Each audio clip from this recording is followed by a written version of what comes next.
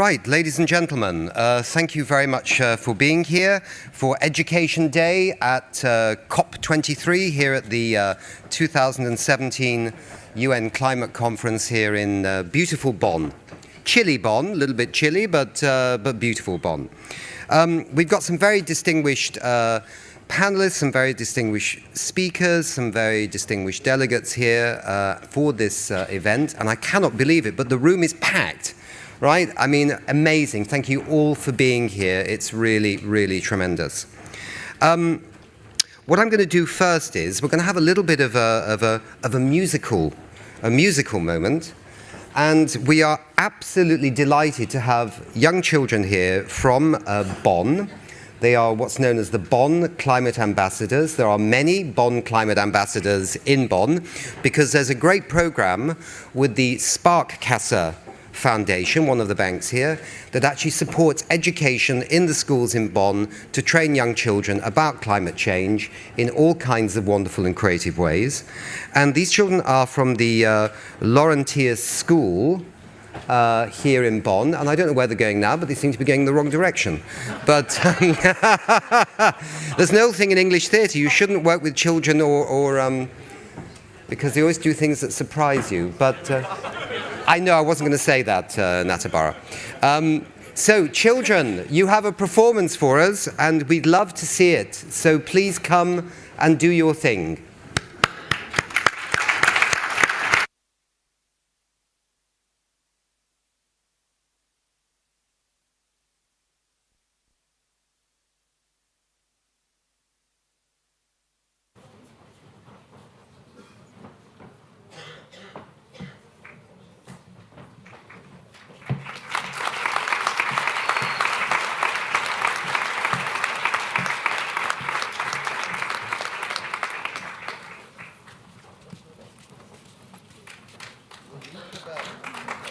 Rika.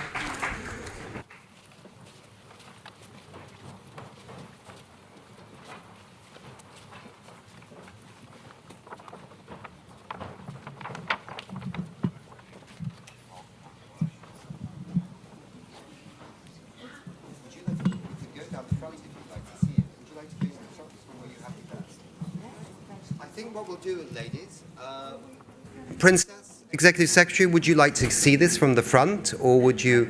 Yes, that might be nice. Yes, come down. Otherwise, come this way. Perfect. Yep, the kids are looking good.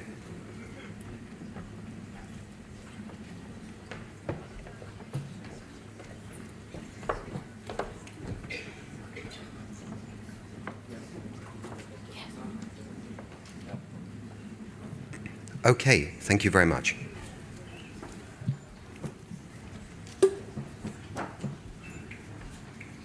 The animals went in 2 by 2, hurrah, hurrah.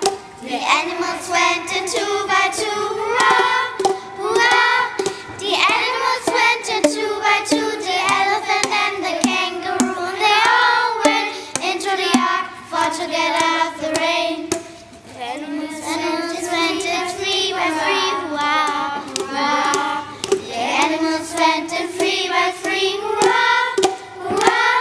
The animals went in 3 by 3, the bison and the bumblebee, and they all ran into the ark for to get out of the rain. The animals went in 4 by 4, hurrah, hurrah. The animals went in 4 by 4, hurrah, hurrah. The animals went in 4 by 4, the electrical bell was stuck in the door, and they all ran into the ark for to get out of the rain. The animals went in 5 by 5, hurrah, hurrah. The animals went in 5 by 5, hurrah, hurrah. The animals went in 5 by 5, by each other they kept their life, and they all ran into the ark for to get out of the rain. The animals went in 6 by 6, hurrah, hurrah. The animals went in 6 by 6, hurrah, hurrah. The animals went in 6 by 6, the monkey is going to 6, and they all went into the ark for to get out.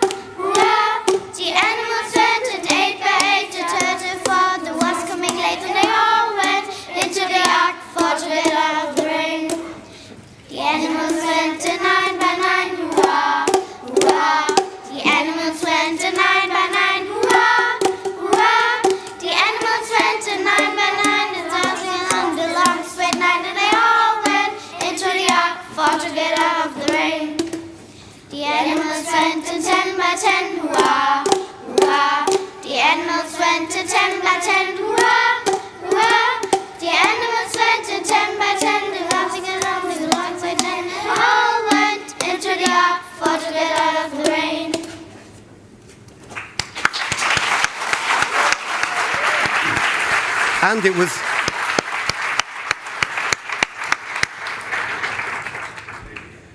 Do we have to build an ark as well? How big does it need to be? Will there be enough space for all? We children already do our best. Hurry up, take action for our future.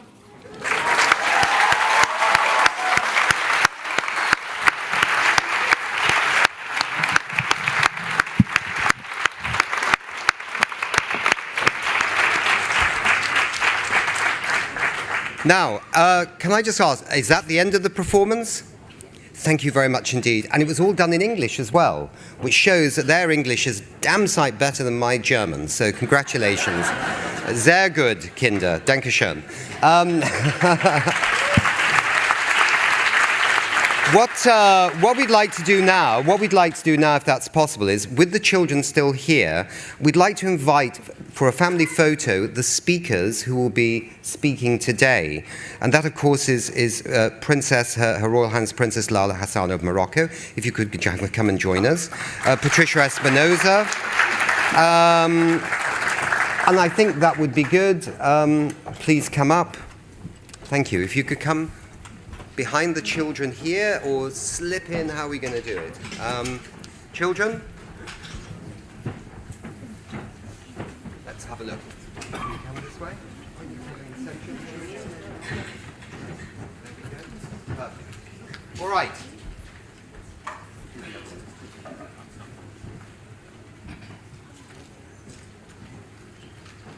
I hope you've got film in those cameras.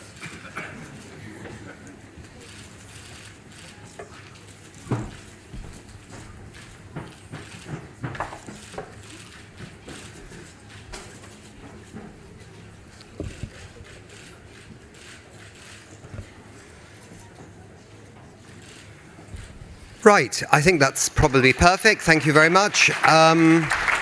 Children, thank you very much. Thank you for being our climate ambassadors. I think Ulrika, if you can escort them down now, that would be perfect. Thank you very much for being here, kids. That was really brilliant.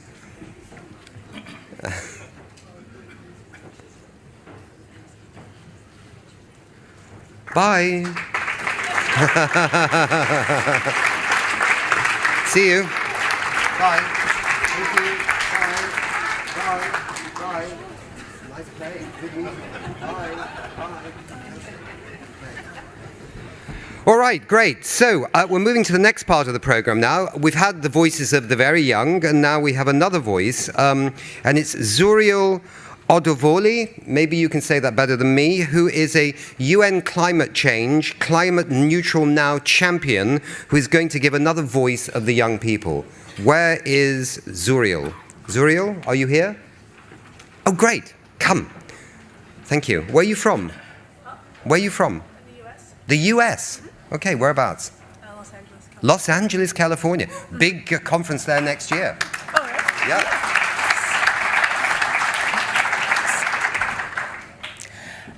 Good morning, everyone.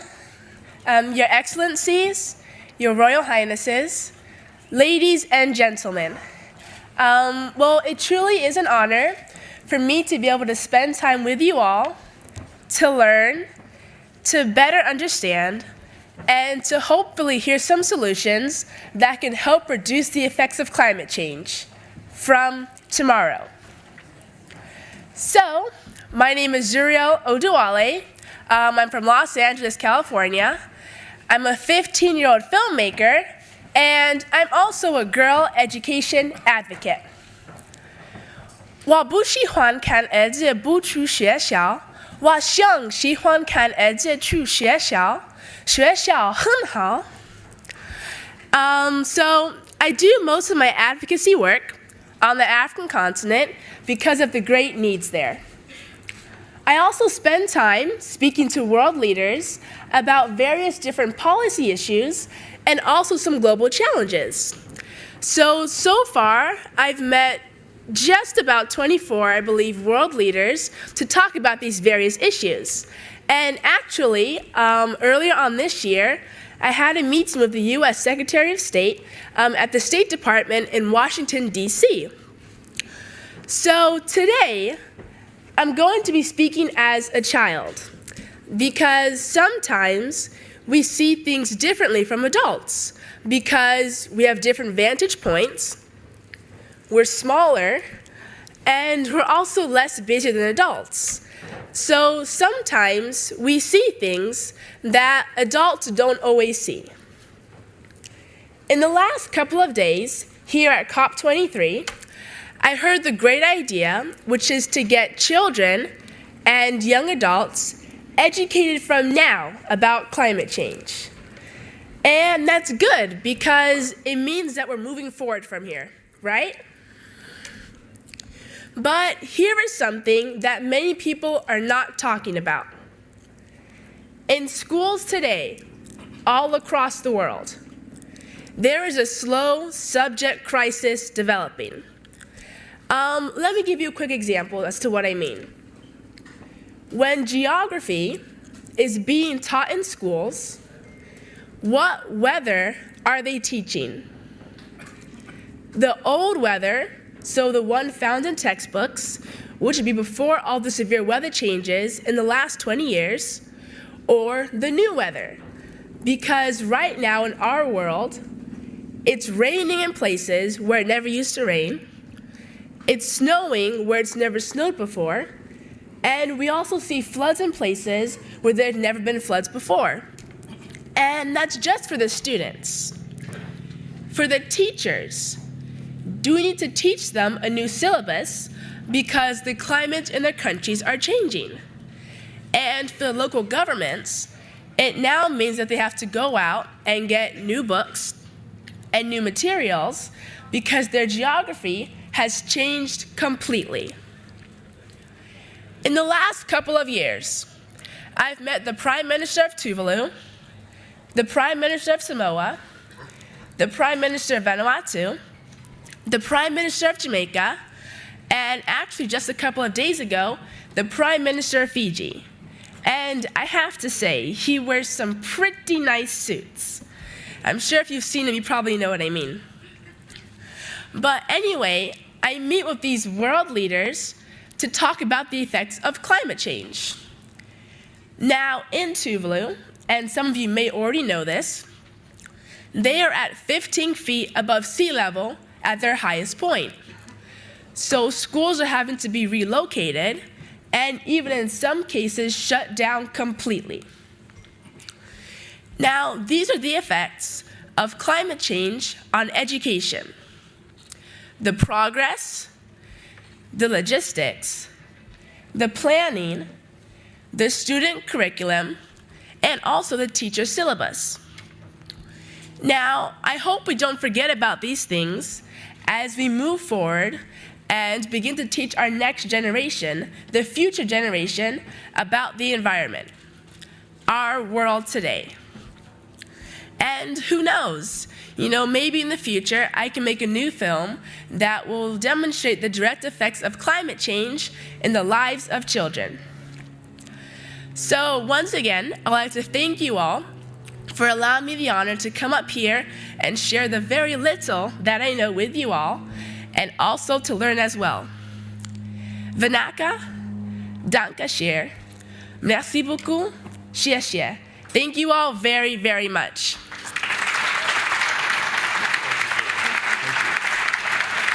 Thank you very much indeed. Zuriel said that she was a child and therefore she was small, but I noticed she's far taller than me, and and as for suits, yeah, absolutely. The COP president is beautifully dressed for this event. We're going to come to the next bit of our program here, but one thing I want to do was also to recognize the COP22 president here. We have these code names in the UN, COP this and COP that, and COP22 was in Morocco last year. And I just want to say, sir, it's fantastic to see you, and brilliant. He's doing a lot of shuttle diplomacy here with his colleagues, so he's a very important person too. we're now going to have some welcoming remarks by Patricia Espinosa, who is the Executive Secretary of what we like to call ourselves now, UN Climate Change, because we worked out most people couldn't remember how many C's come after UNFCCC, right? So we think UN Climate Change is easier for everybody. It certainly is for me. Over to you, Patricia Espinosa.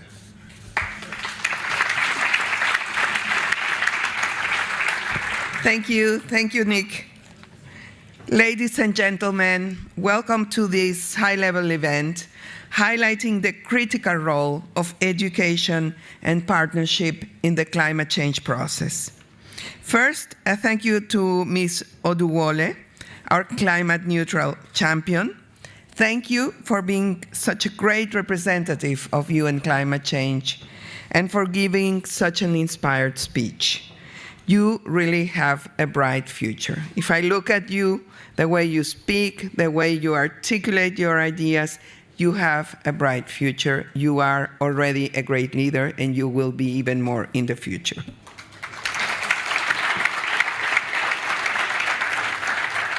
So, and speaking about bright futures, we also had some future professional singers among us here. I think they left, but I just wanted to thank them also, and it was a very moving and very nice performance. I'd like to especially recognize Her Royal Highness Princess Lala Hasna of Morocco, President of the Mohammed VI Foundation for Environmental Protection. Your Royal Highness, thank you very much for your commitment, for your engagement. Last year we were in Morocco. I also had a particular honor of sharing with her the stage on an event on education as well. So thank you very much, and we certainly hope that you will remain such a strong and great partner to all of us.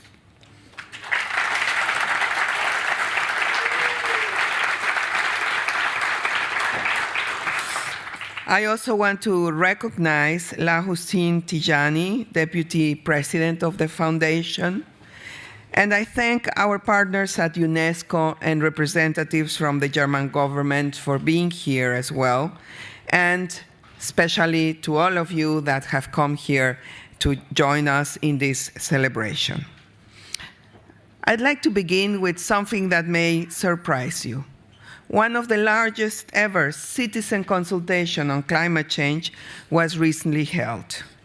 It was carried out by more than 100 partners under an initiative called the Worldwide Views Alliance, with support from UN Climate Change and the French government. People were asked what instruments, and I'm using the precise wording that was used in that exercise, what instruments they thought were most relevant to reducing the level of greenhouse gas emissions. So perhaps you are thinking they chose technology, electric cars, reforestation, or something similar. But no.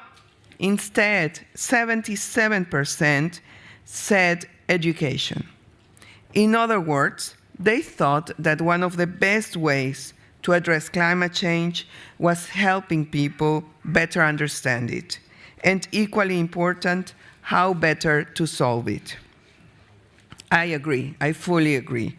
And to me, this really underlines the importance of what we are doing here in Bonn and the work all of you are doing as well. But for education to be truly effective, it must have the right partnerships. And that's why this high-level event is important.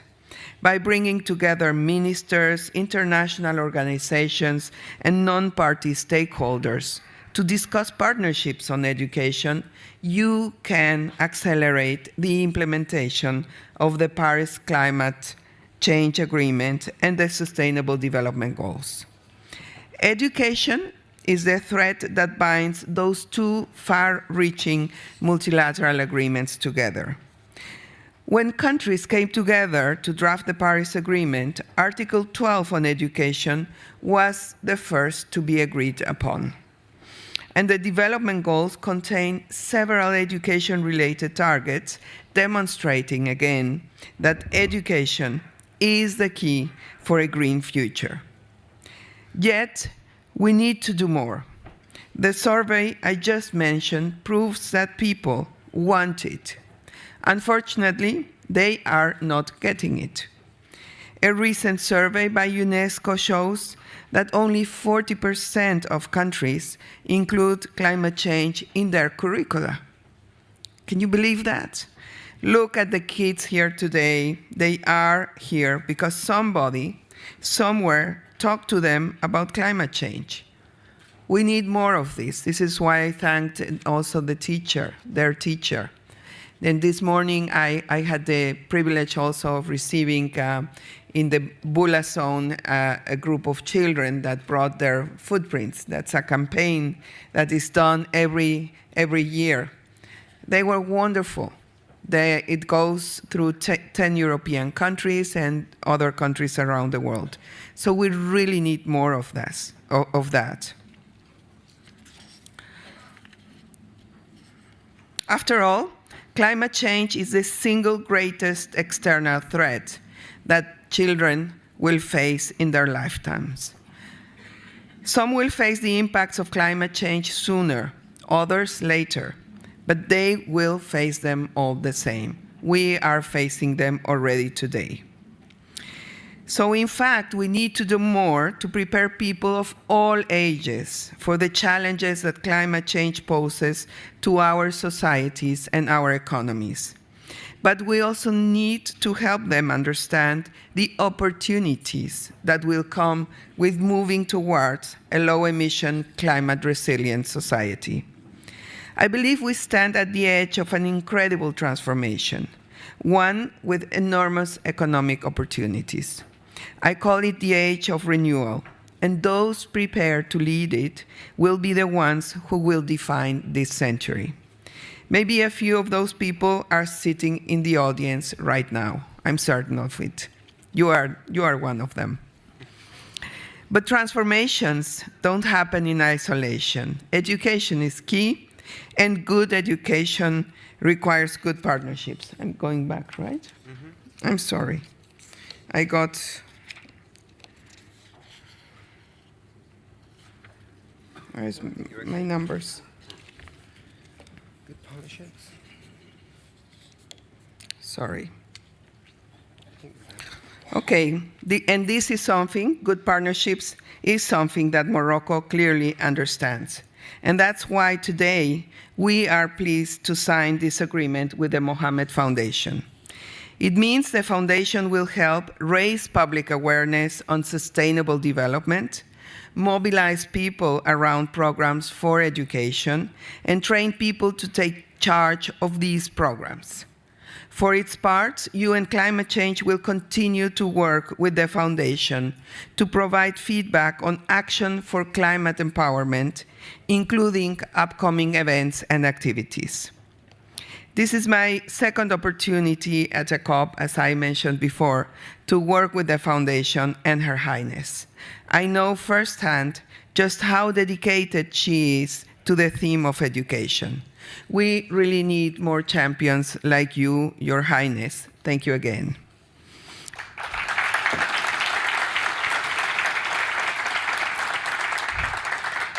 Ladies and gentlemen, like many people throughout the world, I am optimistic about the future.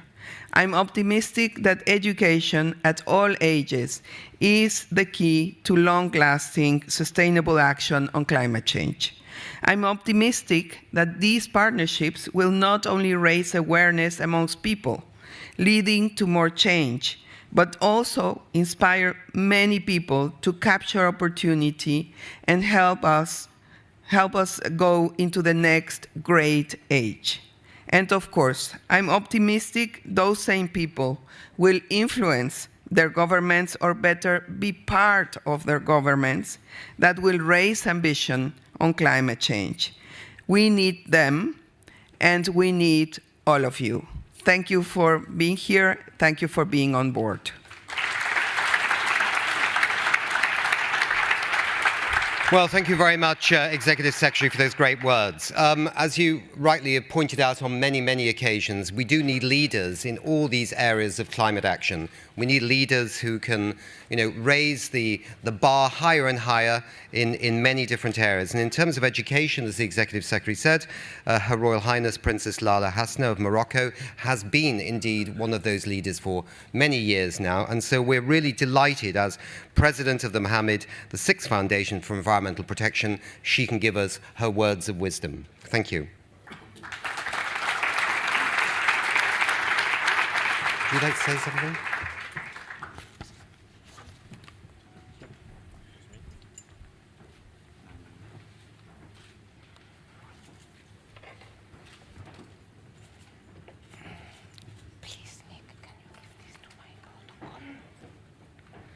الحمد لله وحده والصلاة والسلام على مولانا رسول الله وآله وصحبه. Madame Patricia Espinosa, secrétaire exécutive de la Convention cadre des Nations Unies sur les changements climatiques, Excellences, Mesdames et Messieurs. En ouverture de la session de haut niveau de la journée éducation de la COP23, je voudrais tout d'abord rendre hommage à la présidence fidjienne pour le si beau concept de Talanoa, sous lequel elle a placé les travaux de cette conférence. Que Talanoa marque à jamais les négociations internationales sur le climat et devienne par excellence le modèle de dialogue pour tous les biens collectifs. J'apprécie tout particulièrement les journées éducation des COP. De surcroît, cette année, je retrouve avec plaisir Madame Patricia Espinosa, qui déploie d'inlassables efforts pour que l'engagement des États en faveur de la lutte contre les changements climatiques s'affirme et se concrétise. Ces journées constituent un espace privilégié d'échange de nos expériences et de nos méthodes éducatives en matière de réchauffement de la planète. S'il n'est nul besoin de s'appesantir sur le caractère déterminant de l'éducation au développement durable pour relever le défi climatique, tant il y a consensus en la matière, il est en revanche primordial que nous mutualisions régulièrement nos approches pour les enrichir.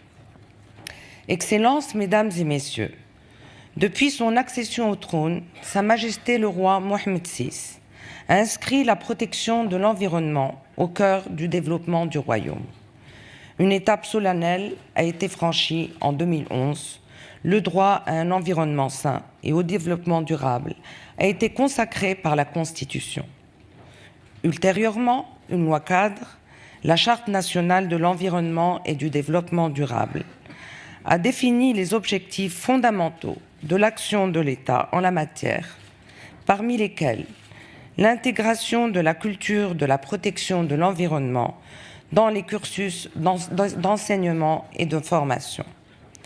Les questions environnementales en général et celles du climat en particulier figurent également parmi les priorités de l'engagement et de l'action du Royaume au sein du cadre multilatéral.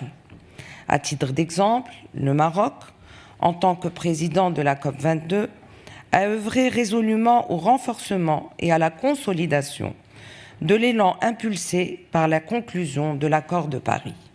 Ainsi, comme le souligne l'appel de Marrakech, proclamé à l'issue de ces travaux, la conférence a marqué un point d'inflexion important vers la concrétisation des engagements en action. Les États parties ont renouvelé leur détermination à inspirer l'espoir et l'opportunité pour les générations futures.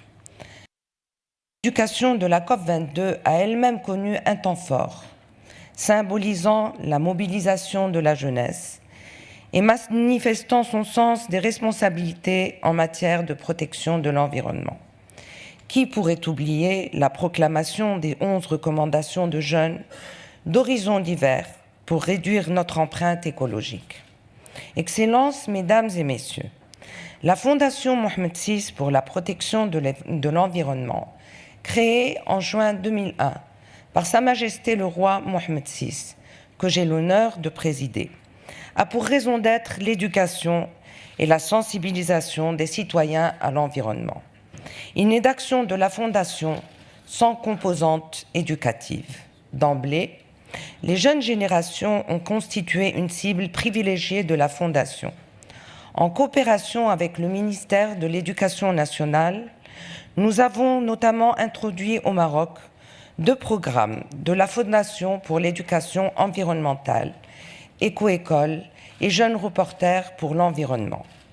En 2017, le programme Éco-École s'est enrichi d'une nouvelle thématique spécifiquement dédiée au changement climatique. Plutôt que de recevoir un enseignement diffus, les écoliers acquièrent ainsi une compréhension plus fine des impacts du réchauffement de la planète. Ils s'impliquent, recherchent des solutions locales pour y faire face et s'y adapter. Progressivement, ils modifient leur comportement.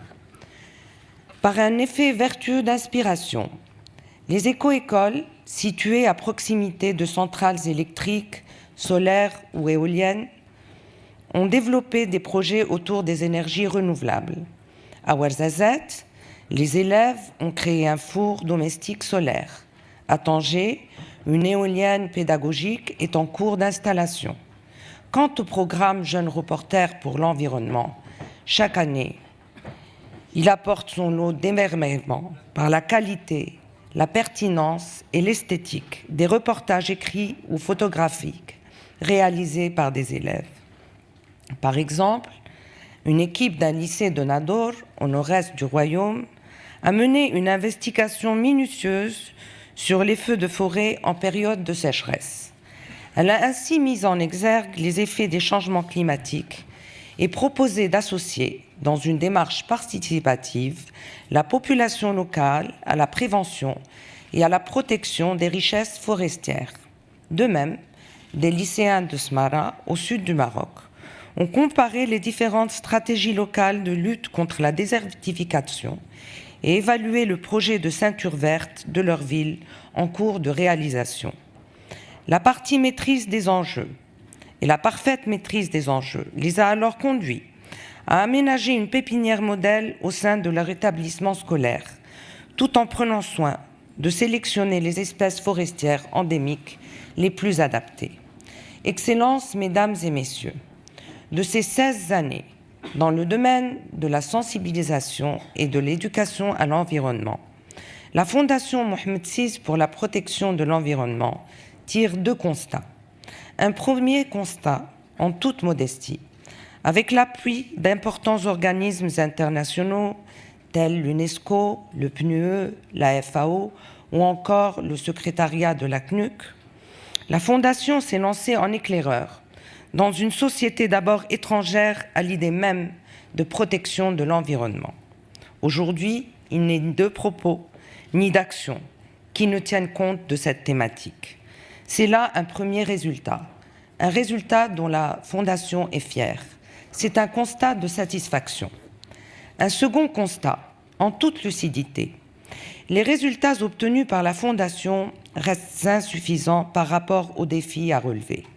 Si la dynamique de la sensibilisation est bien engagée au Maroc, elle ne concerne pas encore tous les citoyens de notre pays, indépendamment de leur âge, de leur lieu de résidence ou de leur situation sociale.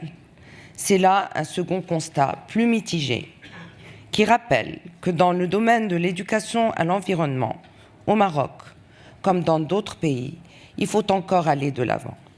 Je souscris pleinement à l'une des principales conclusions du rapport mondial 2016 de suivi de l'éducation, intitulé « L'éducation pour les hommes et la planète », présenté lors de la COP22 à Marrakech. L'éducation a plus que jamais une responsabilité majeure. C'est par elle que peuvent être obtenues des compétences, des attitudes et des comportements indispensables à un développement durable. C'est aussi elle qui doit permettre à tous d'acquérir une culture de l'environnement. Chacun aura alors le souci de l'impact sur l'environnement, tant dans son quotidien que dans les décisions qu'il aura à prendre. Ainsi, nous contribuerons à enrayer la trajectoire destructrice du réchauffement climatique. Excellences, Mesdames et Messieurs, la Fondation Mohammed VI pour la protection de l'environnement entend résolument accélérer et approfondir son action d'éducation au développement durable, tant à l'échelle du Royaume qu'à celle du continent auquel elle appartient, l'Afrique.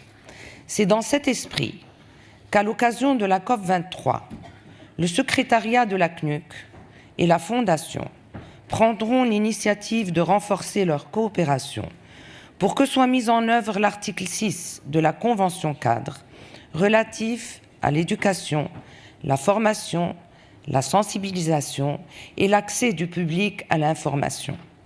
Je vous remercie pour votre attention et souhaite que cette journée éducation de la COP 23 rencontre un franc succès. Wassalamu alaikum wa rahmatullahi ta'ala wa barakatuh.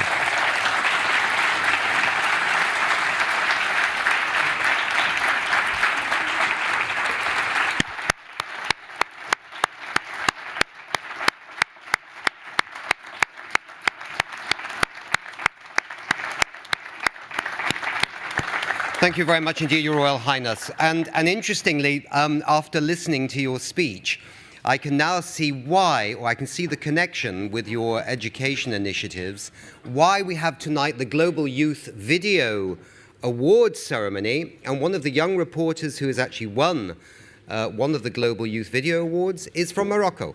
So clearly this education system is working. So the other winner is from India. So things are happening there too. Fantastic. All right, so I think we have a little signing, don't we? We're going to sign this, this partnership. I think somebody's bringing a table, or... Yep, here it comes. Adriana clicks her fingers and the table arrives. She's like a magician. Here we are. And this is going to be signed by Patricia Espinosa and the Vice President of the Mohammed VI Foundation.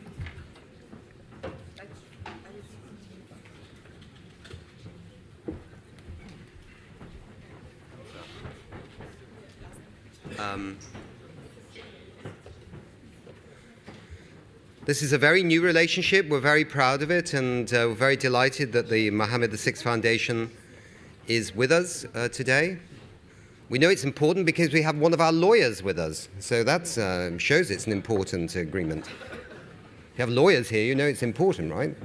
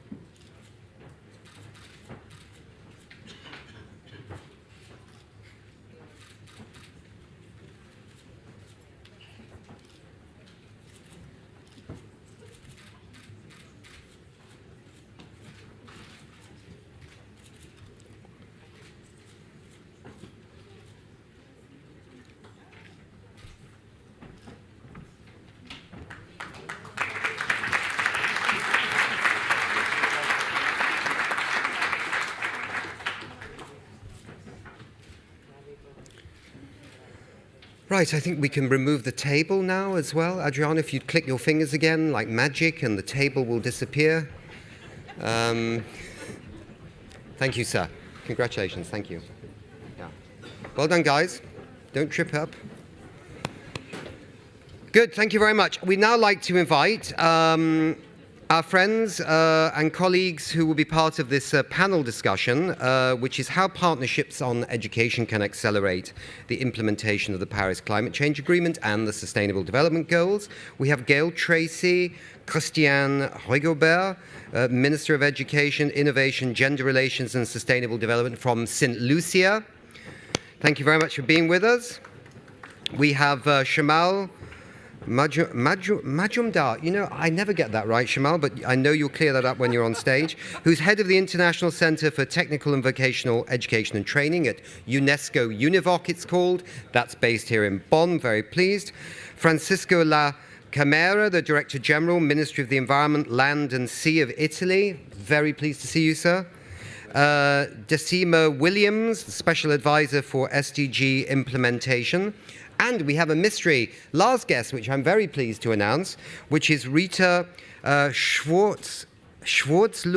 Suter, who is the Parliamentary State Secretary of the BMUB, correct? Correct. I got the last bit right, didn't I? Thank you so much. Thank you.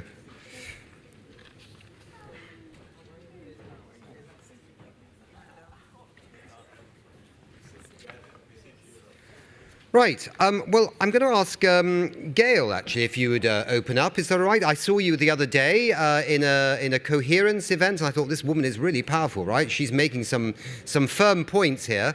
So tell us a bit about education partnerships. How can they accelerate the Paris Climate Change Agreement and the SDGs?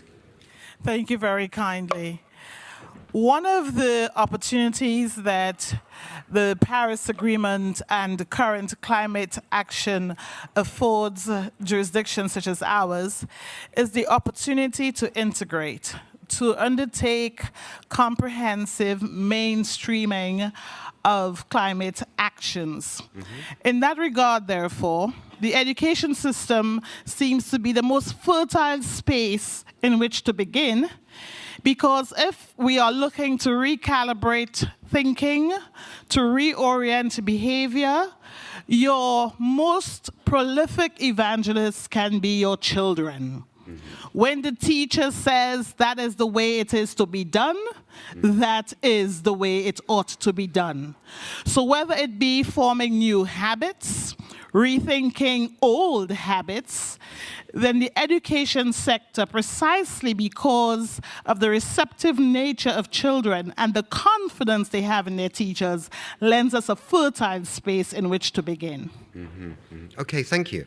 It's very interesting because at this conference of the parties here in Bonn, we're going to be announcing, I think it's today or tomorrow, how sustainable this COP was. And of course, in a sense, we're quite fortunate being in Germany because they have a high penetration of renewable energy and they do a lot of recycling and blah, blah, blah.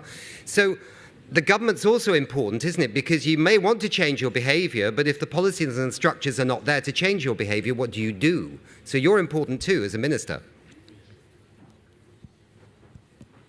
Absolutely. And thankfully, we have a prime minister and a cabinet that are fully oriented regarding the importance of this, to the extent that we are in the process of establishing a subcommittee of cabinet to look at not only climate action, but also SDGs, because we recognize that the two are intertwined. Yeah. And further, we have also established a steering committee, a national steering committee, to ensure that there is harmonization of policies across the various sectors, and that effectively we are all working purposefully towards the same targets. Right. Thank you very much. Now, Shamal, you're here in Bonn. You're with one of the subsidiaries of UNESCO, this large organization on education, science, cultural activities, and you're interested, I think, more in the sort of training side of young people and older people too. So how do you play your part in this? Personally, and as an organization also, we believe if education is the key for development and inclusive growth, technical vocational education is the master key. COP23, going around for 16 days or 2 weeks, I learned only one thing. People are talking about local action and local solution. It is easy to take a resolution, very difficult to implement. And when it comes to the implementation, two key words. One is the education, just not an add-on, as a key driver of change. Second, regarding skill. Without skill, it's not a moral question, not an ethical question only. It is employability and job questions. When you look at this world, youth unemployment is so huge, how we can address it without the skill shortage that we are coming up. So on that ground, UNESCO UNIVOC working in 240 UNIVOC centers in 167 countries, just to tell them that this, we need to take it like change for work and life, and through a practical way of greening campus, greening the curriculum, greening the community, greening the research, and greening the culture. So we are very happy that at least from that point we have gone through. But not we are alone. UNESCO is doing GAP, Global Action Program, and that's also very, very important program. And we have around, huge work that we are going on the capacity building and others. So we believe we cannot do alone. And what is important when you look at the SDG goals and others, this cannot be treated as silo. You're talking of training. I trained. If the job is not there, who will create the job? Is a policy. Where? The private sector. What is the demand? Exactly we are training or not. We need integrated and interconnected approach. That's why I like COP23. When I look around here, so many players, and we need to sit down. It cannot be solved in a silos. And our policy is precisely moving towards that directions. Thank you very much. And we talked actually a little bit about this whole issue of how you value work, because some of these vocational jobs, I mean, if you are restoring forests and mangroves and things like that, why the devil isn't that paid as well as another job, right? So we need to also change our value structures of what some of these jobs are actually worth, because if we're restoring nature, which we will need to fight climate change and many other things, why can't they also be properly recognized in the economy? So we can come to that maybe later. Francesco La Camera, Director General of the Ministry of the Environment, Land and Sea, quite a small portfolio, I see. Environment, Land and Sea. Italy. Could you give us your perspective, sir, on this fundamental question? More than a perspective, I want to share with you a little story. I have a daughter. She's 7 years old. She's something between a Havil and an angel. And she's going to the school. I think it's the second class. And the teacher were talking about what your parents are doing, and et cetera, et cetera.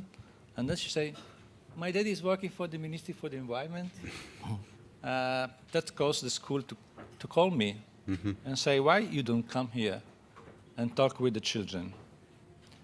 And naturally, I cannot say no, because my daughter will delete it as a father, but also because I wish to do that. I went there. I really, it's difficult to transmit. We use language sometimes that us, the young girl, ever say that we use a language, something that the young people has other words, other way to understand facts. So too complex. Yeah. I just put two pictures, one on the CO2 cycle and one on the water cycle. And they started to react, always making questions, et cetera, et cetera. The result was that my mobile was ringing more often than the past with the parents of the children and say, why my children close the water when I doing my shave? Why they say that when I taking the shower and I'm taking the soap, I have to close the water? So the fact is that working on education has an impact that we cannot imagine, because where we are talking between us as adults, we have our own story, we have our own genetic, we have our own attitude. And sometimes the language, from the language to the act, there is always a lag. When you are a child, there is no. They are immediately going to the result, to the goal. So working in education is this, that you make direct impact on your life, much better than in other things, in other way. Good. The breathtakingly worrying point about what you said there, though, was that it's clearly not happening at the scale, even in a developed economy like Italy, that education is actually getting to the children on these topics. And I think that this is obviously the challenge we're all facing. It's probably better than it was before, but it's the fact that you have to come into the school and suddenly everybody's ringing your phone as a parent saying, what happened here, is kind of fascinating. So let's go over to Decima Williams, who's Special Advisor for the Sustainable Development Goals implementation. If you give us your perspective, madam. Thank you very much. Nick. Good morning, or early afternoon now, Your Royal Highness, Executive Secretary, colleagues. Today is Climate Justice Day. I want to remind us. And of course, climate justice calls for putting people and their needs at the center of decision-making and all actions relating to climate. And often that is not the case for the excluded and people who are not educationally prepared to engage. And therefore, I think the intersection of climate justice, education, and our sustainable future come together in this notion of education for climate understanding and action. And so I'd like to encourage us to keep that framework and that operational modalities in mind between this COP and the next. I'd also like to share with you that last year at the United Nations, the President of the General Assembly, Peter Thompson, undertook the promotion of all the SDGs, and we were very privileged to have you with us there, Patricia. And goal number 13, which calls for climate action, intersects very nicely with goal number 4, which calls for education. In fact, 4.7 calls for education for global citizenship and so on. And one of he undertook 2 initiatives. I'd like to tell the story very briefly. One was to have a session on climate change and the SDGs and the intersection of the two. And what was highlighted was the need for more education, more information, more raising of awareness around the climate and its needs. And the second action was to write, as he did, to all the heads of governments around the world, encouraging them to undertake education in the curriculum. And some of them, climate education, has been highlighted in the reporting. And this was just in 1 year. The reports we got back were very encouraging, that there was a hunger for knowing more to act better regarding the climate. And lastly, let me say that I've just come back from the southwestern part of Norway. I had a week of visits with schools, kindergarten, glaciers, all sorts of actors in climate. And one of the most impressive experiences that I've had was a group of Norwegian students undertaking climate research in their secondary school. It was amazing to me because they had just begun to experience floods. And of course, the shrinking of the glaciers, they had that. But they were just beginning to experience the kinds of climate events that we in the small island states have been having for a long time. And they had to go back to their classrooms and undertake research to understand why are we having floods in Sandana. And that initiative is spreading within the school system in Norway. And I put it up as an example of what we can do. There is a gap between what is happening, what we know, and what we need to know and do. And I think education fills that gap. Thank you very much. And last but not least, we have Rita Schwarz-Luhr-Sutter, who is the Parliamentary State Secretary, or one of them, at BMUB. How many state secretaries are there at BMUB? Oh, we have 2 parliamentary secretaries. Okay, good. We have a lot. But we have soon a new government, so something will change. Absolutely. But could you give me your perspective? Because, interesting, we had these young children here from Bonn. We know there's a very interesting foundation here with the Sparkasse. I've met these children from other schools in Bonn. They're singing and dancing all the time about climate change. It's great fun. But how is it in Deutschland? How is education and climate change going? We have some foundations, like the Sparkasse Foundation. We have others, like the German Foundation for Environment. But we thought how we can do it institutional. So for 9 years now, the German Ministry of Environment has been continuously expanding its support for climate education projects and has thereby improved the quality standard of us for schools and education institutions. Because when we bring awareness to the children, we also can educate their parents. And sometimes it's a really good effect. And feedback from in-country reviews has regularly confirmed that Germany has succeeded in translating climate issues into action-oriented education projects. You talk about the right language, how we can transmit these messages. And also we need the translation of the climate issues, how we can act, how we bring the awareness to the children and the people, and also how they can act. And since 2008, one of the most effective instruments for this task has been our National Climate Initiative that supports projects in schools and other education institutions. These projects are specifically targeted towards students, teachers, and educators and aim to inform about the causes. We have schools, we have colleges, universities, but sometimes you have to offer this in a very comfortable way because it must be easy, fast, and that they can use it quickly. So this is one approach of us. We try to raise awareness about the challenges that we will face and motivate students to take action. I think there are both sides to teach the children and the young adults, but we need also the educators, the teachers, and also at the universities, because all the children we teach, they will be the engineers, and they have to act and to do the transformation process. So the first steps are the important steps that we bring the awareness and we bring some suitable solutions to them. Okay, super.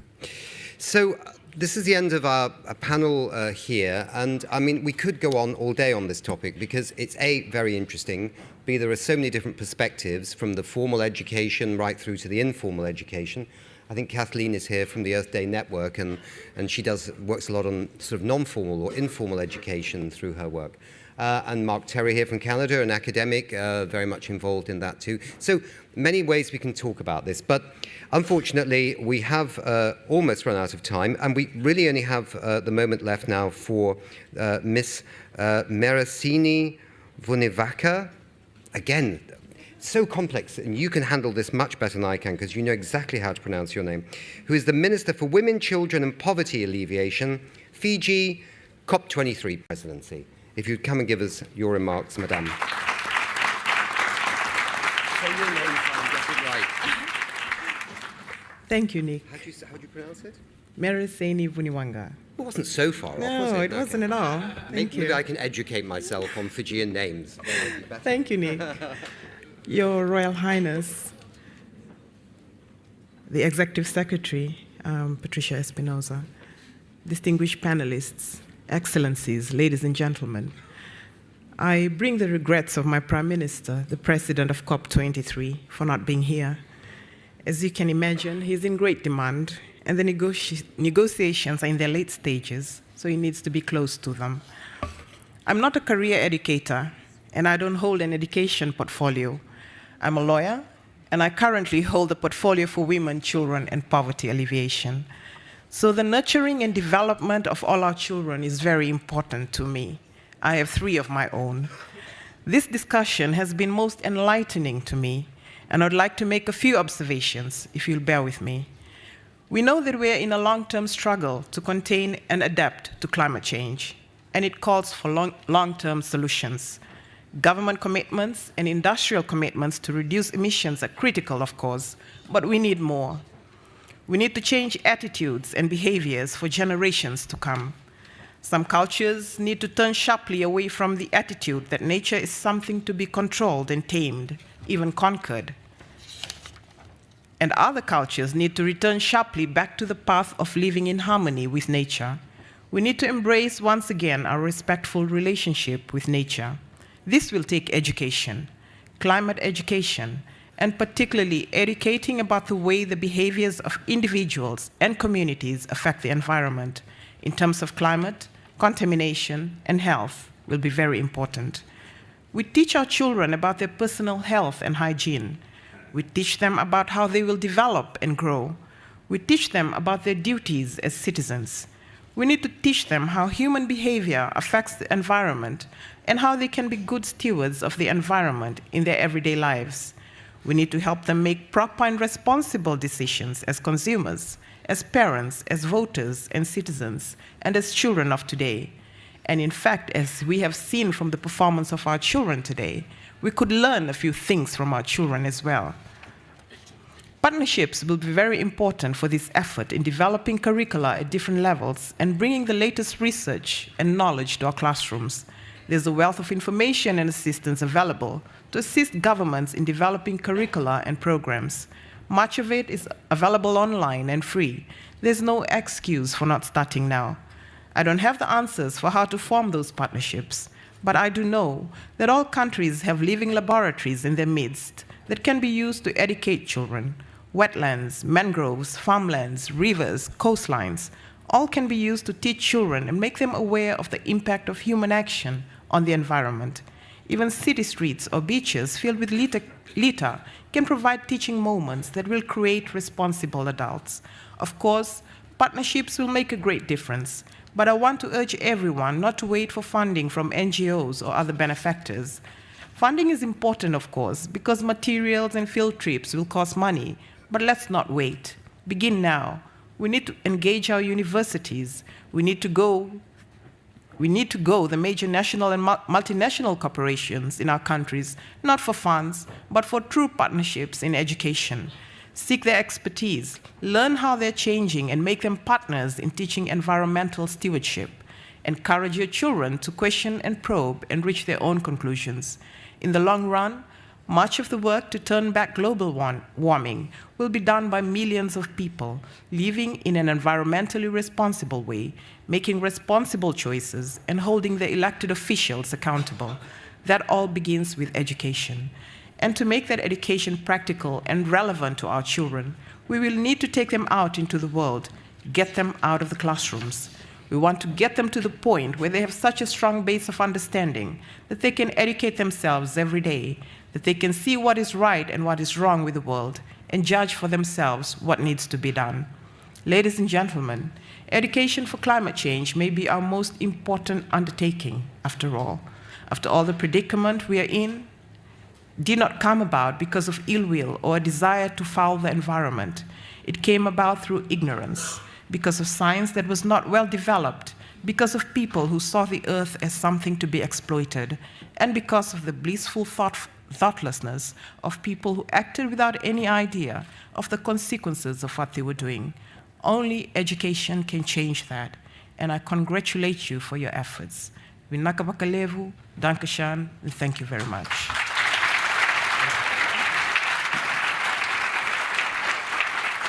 Thank you, Minister. Thank you, Minister, for that excellent speech.